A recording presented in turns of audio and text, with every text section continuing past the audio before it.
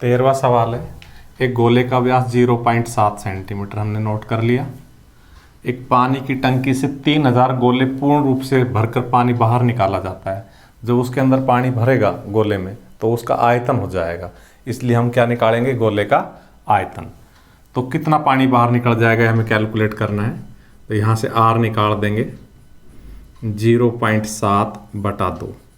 अगर हम इसका दशमलव हटाते तो ऊपर तो हो जाएगा 7 और नीचे दशमलव हटाने से दशमलव के स्थान पे दशमलव के बाद एक अंक है सिर्फ 7, तो एक जीरो और लग जाएगी। तो इस तरह से 7/20 सेंटीमीटर हमारी त्रिज्या आ गई। तो गोले का आयतन क्या होता है, 4/3 πr³। ये एक गोले का आयतन है, लेकिन हमने कितनी बार पानी बाहर निकाला, 3000 बार। तो अब इसको 3000 से गुणा कर देंगे, लिखेंगे आता है 3000 बार पानी निकालने पर आयतन।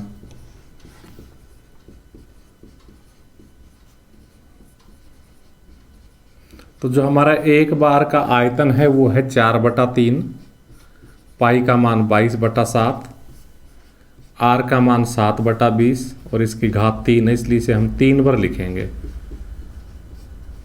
और गुणा 3000, क्योंकि हमने 3000 बार पानी बाहर निकाला है। और फिर से देख लीजिए, एक गोले का आयतन तो हो जाएगा 4/3, ये लिख दिया, पाई का मान 22/7 और आर की पावर 3 है, 3 बार 7/20। और क्योंकि ये तो एक का है, लेकिन हमने कितनी बार निकाला इसको, 3000 बार, इसलिए 3000 से गुणा करेंगे। तो देखो 1, 2 और 3 जीरो से 3 जीरो कट जाएगी, 3 से 3 कट जाएगा, 2 दूनी 4 और 2 से 2 कट जाएगा, 7 से 7 कट जाएगा, फिर 2 से 11 बार कट जाएगा। इस प्रकार से नीचे कुछ नहीं बचा और ऊपर हमारे पास 11, 7 और 7 बचा है। तो कितना हो जाएगा, 7 7 49।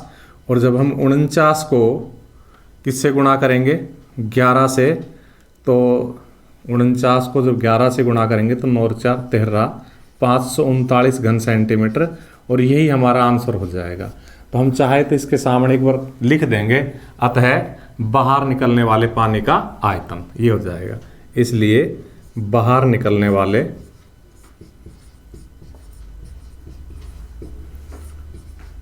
पानी का आयतन। तो इस प्रकार से सवाल काफी सीधा और छोटा सवाल है। लेकिन 14वां सवाल ये थोड़ा सा हम कह सकते कठिन और लंबा सवाल रहेगा, तो इसको थोड़ा ध्यान से देख ले। और दूसरी बात मैं अभी बता देता हूँ, इसका उत्तर माला से उत्तर नहीं मिलेगा, क्योंकि हम जो करेंगे वो उत्तर माला वाला उत्तर नहीं आएगा उससे। एक खोखले अर्धगोलीय बर्तन की बाह्य और अंतः व्यास दी हुई है 43 और 42 सेंटीमीटर, हमने नोट कर ली। अब उस पर रंग करवाना है 7 पैसे प्रति वर्ग सेंटीमीटर की दर से। तो रंग करवाने का वे हमें ज्ञात करना है। देखो, जो अर्धगोलाकार बर्तन है उसको हम ऐसे बना सकते हैं, इस प्रकार से। ये हमारा अर्धगोलाकार बर्तन है और ये ऊपर का इसका हिस्सा है जिसमें से सामान डलेगा, यहाँ से डलेगा, यहाँ आग लग के पकेगा, इसके अंदर सामान डलेगा। इस पे सारे बर्तन पे रंग करवाना है। तो देखो, यहाँ से यहाँ तक अगर हम बाहर की ओर के रंग करेंगे, बाहर की तरफ से रंग करेंगे, इधर नीचे की ओर से, तो क्योंकि बाहर वाले त्रिज्या लगेगी, बाहर का व्यास अलग है, भीतर का व्यास अलग है, क्योंकि जिस धातु से बना हुआ है ये उसकी मोटाई है। जो मैंने मार्कर से बना दिया, ये आप मान के चलो ये उस धातु से जिससे भी बर्तन बना हुआ उसकी मोटाई है। तो जब हम इसके बाहर से रंग करेंगे तो क्या हो जाएगा, क्योंकि अर्धगोलाकार है इसलिए 2πr², ये हो गया बाहर का, और अंदर का 2πr²। यहाँ छोटा r क्यों लगेगा, क्योंकि छोटी त्रिज्या से, बड़ा r से बाहर का, छोटी त्रिज्या से भीतर का। और इन दोनों का जोड़ करने का, तो अगर हम इन दोनों का जोड़ कर देंगे तो हमारे उत्तर मिल जाएंगे। लेकिन इसके ऊपर ही किनारा और है जिसके ऊपर ये रंग होगा, तो मैं इस सवाल को करूंगा तो इसमें किनारा और जोड़ूंगा, क्योंकि निश्चित रूप से जब आप बर्तन देखते हो, जिसको हम देसी भाषा में लोइंडा बोलते हैं, छोटी कढ़ाई होती है, तो उसके ऊपर एक किनारा और होता है, उस किनारे पे भी रंग होगा। तो इस किनारा, अभी किनारा अगर हम अलग से बनाए तो ये किनारा ऐसा होता है, वृत्ताकार बिल्कुल। तो इसका जो मैं बार बार बता रहा हूँ, जो मार्कर से बना हुआ है, ये वो धातु की मोटाई हुई, तो ये क्या हो गया, संकेंद्री वृत्त हो गया। तो इसमें एक त्रिज्या तो ये भीतर की हो जाएगी और दूसरी फिर बाहर की जुड़ के हो जाएगी। तो कुल मिला के भीतर की त्रिज्या तो कितनी हो जाएगी, छोटा आर, और बाहर की त्रिज्या कितनी हो जाएगी, बड़ा आर। ये तो बाहर तक है इसलिए मैंने थोड़ा बाहर निकाला इसको, और भीतर की त्रिज्या ये भीतर भीतर रह जाएगी ये वाली। तो इस प्रकार से संकेंद्रीय वृत्तों से परिबद्ध क्षेत्रफल हो जाएगा, और इसका क्षेत्रफल हो जाएगा pi R square minus pi R square. तो इसको मैं अलग से जोड़ूंगा इन दोनों के जोड़ में तो हमारा उत्तर नहीं मिलेगा। एक्चुअल सवाल यही है कि इसके भीतर का क्षेत्रफल प्लस इसके बाहर का क्षेत्रफल प्लस इसके किनारों का क्षेत्रफल। तो अब हम यही बात लिखेंगे, रंग करने योग्य क्षेत्रफल। लेकिन उससे पहले हम त्रिज्या निकाल लेते हैं। तो यहाँ से बड़ी त्रिज्या आ जाएगी 43/2। हम 2 का भाग नहीं देंगे क्योंकि हमें फायदा इससे छोटी संख्या रहेगी। यहाँ से छोटी त्रिज्या निकल जाएगी 42/2। यहाँ 2 का भाग देने में फायदा है क्योंकि 21 आ जाएगा। इस प्रकार से हम क्या लिखेंगे, अतः रंग करने योग्य क्षेत्रफल।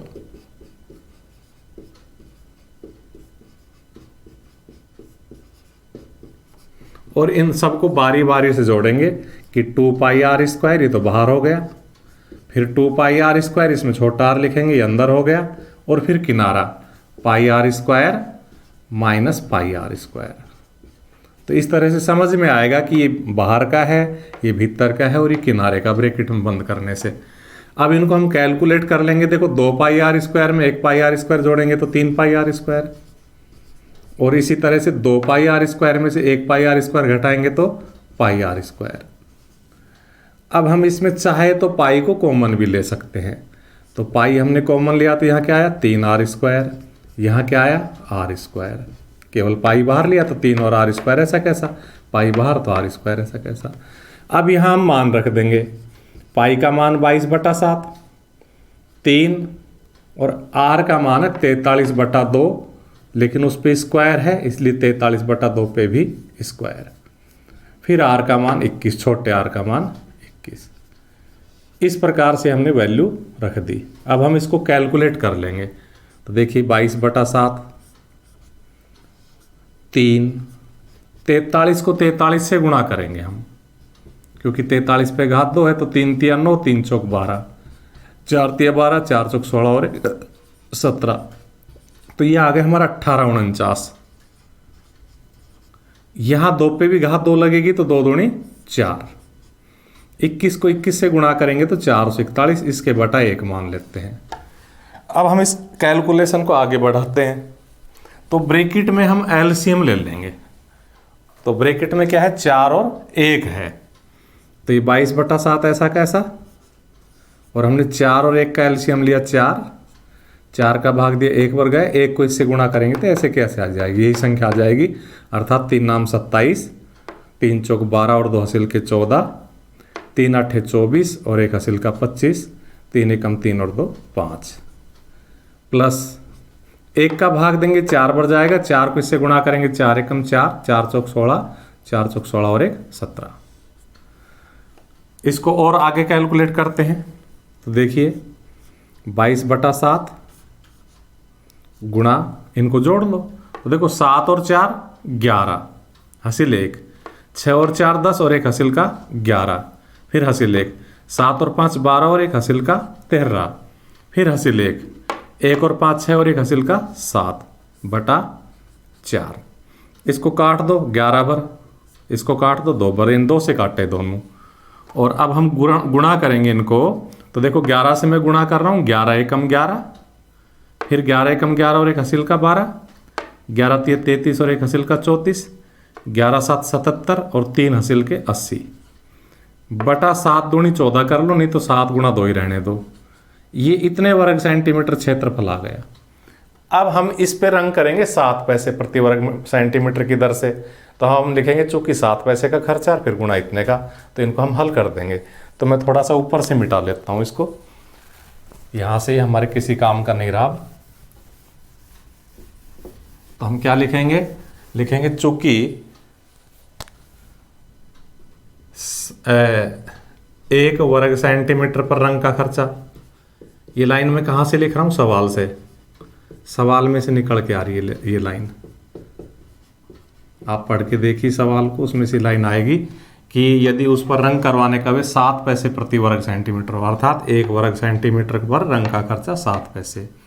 इसलिए इस पर 80/421 बटा 14 वर्ग सेंटीमीटर पर रंग का खर्चा, तो 7 से इसको गुणा कर देंगे। और मैंने इसीलिए 14 का भाग नहीं दिया था क्योंकि मुझे पता था 7 से कटेगा। इस प्रकार से इनको गुणा कर, अब 2 का भाग दे दो, तो देखो 2 चौको 8, फिर न जान की 0, फिर 2 दूनी 4, फिर 2 एकम 2, और फिर ना जान की 0, और फिर 2 पंजे 10। ये पैसे है, क्योंकि 7 पैसा है ना, तो ये पैसे है। अब इनके रुपये बना दो, तो 100 का भाग दे दो, तो ये 2 अंक इधर खिसक जाएगा, तो 402 रुपया और 105 पैसा। नहीं, हाँ, अब ये रुपया बन गया क्योंकि 10 हमने लगा दिया ना। तो ये इस प्रकार से हमारा आंसर हुआ।